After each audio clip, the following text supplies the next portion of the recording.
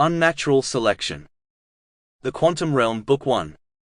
Written by Robert P. Edwards. Narrated by Google AI. I think it inevitably follows that as new species, in the course of time, are formed through natural selection, others will become rarer, and finally extinct. The forms which stand in closest competition with those undergoing modification and improvement will naturally suffer most. Charles Darwin. Chapter 1. Tasmania. Under turquoise waves, the divers ventured into the realm of the coral reef. Gold and neon fish darted away as they approached, their scales shimmering in the blazing sun above. Sophie followed her father deeper. The sharp pain in her ears reminded her to pinch her nose and blow to equalize the pressure. A school of parrotfish darted out, the depth muting their colors to blue and gray. Deeper still, they headed under the reef shelf. Finally, they reached the seabed and stopped in a clearing of gray sand. Sophie glanced at the dive computer on her wrist, and was surprised to find they were at 35 meters, the deepest she had ever been. Chris turned and gave her the OK sign. She deliberately slowed her breathing to combat the dizziness and tightening of her throat, both early signs of a panic attack that could be fatal at this depth. After a few seconds, she touched her thumb to her index finger, and returned her father's gesture.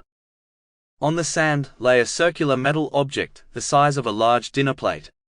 Her father reached into a sack slung across his chest, and retrieved an almost identical object, only shinier. He placed the new sensor on the sand, and tucked the old one away in his sack. Relieved that her father's work was done, she pointed upward, and her father nodded.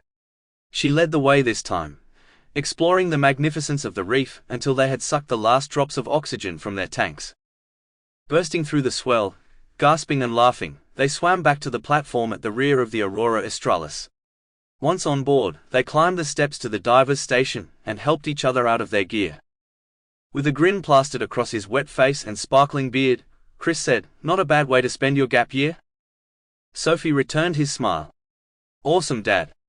It's great to experience what you do for a living. Perhaps you'll persuade me to change to climate science after all." Chris reached out and held her arm, a serious look on his face. "I cannot lie. It would make me very happy to have you continue my work. But it is your decision. Continuing with medicine like your mother would make me no less proud." Sophie stepped under the freshwater shower installed beside the station, and peeled off her wetsuit. The cold water made her gasp. After a minute she jumped out, and Chris threw her a towel before entering the stream. Sample complete. Ready to continue?